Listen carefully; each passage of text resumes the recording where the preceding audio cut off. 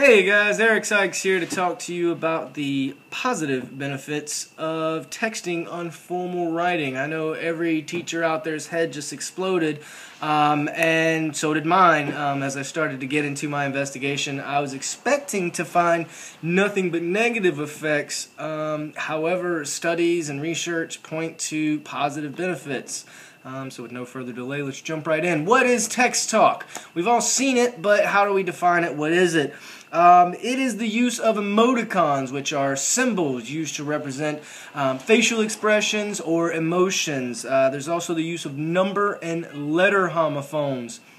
A number homophone, for example, would be the use of the number 8 to represent the sound 8 in the word later, which would be spelled L, the number 8, R, later. And then letter homophones such as R, U to represent the word R, spelled A-R-E, and U, Y-O-U. There's also shortenings, which are quite common. T-O-M to represent tomorrow, M-O-N to represent Monday. You see those a lot with days of the weeks and months of the year. Also contractions, as they're called. For example, the word homework, which is H-M-W-R-K, where all the vowels have been taken out. Contractions consist of words where vowels have been taken out, but the meaning is still easily conveyed. Interesting note here, if you were to take out the consonants, you'd be left with O-E-O, and you'd have nothing. You wouldn't be able to figure out what was going on. There's a lot more meaning conveyed in the consonants of English than there are in the vowels. We have tons of vowels, they're everywhere, but if you leave those, you have nothing. Acronyms, which we're very familiar with, they're generally reserved for proper nouns or titles, such as NAACP or GM for General Manager. However, there's also the use of initialisms, which these are the ones that give everybody the headache. These are the ones that, you know, parents and teachers look at and they can't decipher, and surely when you see my example from the Scottish 7th grader later, you're not going to be able to figure out either due to this use of initialisms. They are, for example, IMHO, which literally I had to get clarified for me just the other day, which is in my humble opinion. Initialisms can be used to represent phrases or entire sentences, in IMHO, in my humble opinion. Okay, yada yada. And then most importantly, another one that's the most common, and indeed the most important in my investigation, were the intentional phonemic misspellings of words. Those intentional misspellings in fact prove a stronger phonemic awareness than what I would have thought of before going into this investigation.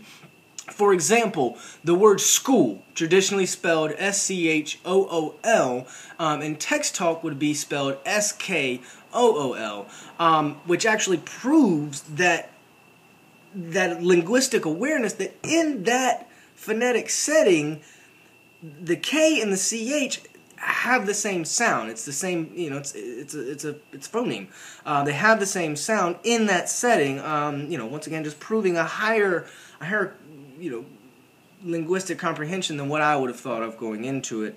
Another interesting finding was that actually this text talk isn't as common as I thought beforehand. I mean, I dabble in it from time to time, and actually that's about as much as the average young adult teenager these days uses it as well. A study was conducted, you know, large American sample, and amongst that sample, about 5% of the language used in the average text was text talk, and amongst that, once again, the largest text talk phenomena used was the intentional phonemic misspelling. Another one that really shocked me here was a lot of teachers complain about the lack of punctuation, and that children are losing, you know, they're losing the idea of when to use punctuation. Well, that's always been the case, and actually through the texting, they show that they do know when punctuation is necessary.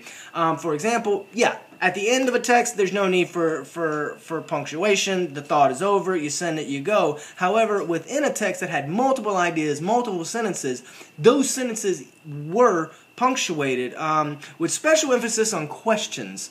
As in English, to form a question, we generally we go up at the end. We have an inflection at the end. You can't represent that with a text. There's no inflection button. So the question marks were used as they were necessary to convey the meaning of the writer. I mean, they knew that they needed it to get their point across, so they used it, and only then were they employed. The same could be said for apostrophes. When they were necessary for meaning, they were used. And like I say, it was very interesting to me. Last finding that was very interesting, amongst young adults, a study was done between those who did use this text talk on a regular basis and those who didn't. And amongst that sample, there was very little differentiation except for the fact that those who used the text talk actually scored higher in literacy. And that is... I equate that to that meta-linguistic code switching that they're doing through playing with the words, through having those phonemic misspellings and all of that, just code switching, jumping around. They actually reinforce their knowledge of formal writing, much like how when one learns a second language, their first language benefits from learning that. I mean, their first language is made even better and better and better. They understand linguistically more of the functions of their own language through learning how another language functions. So yeah, once again, just absolutely blew my mind. I set out to be able to write a paper to give to my kids and tell them to straighten up.